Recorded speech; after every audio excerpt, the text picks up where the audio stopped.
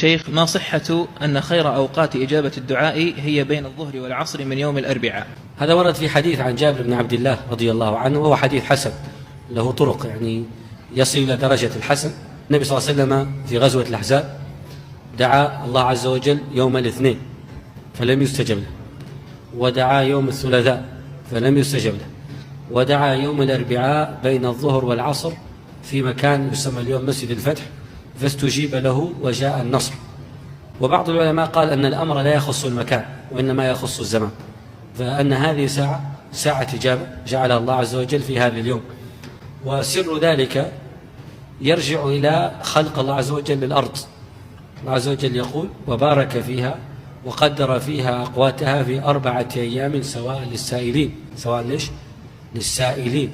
و4 أيام ورد الحديث أنه يوم الأحد والاثنين والثلاثاء والأربعاء.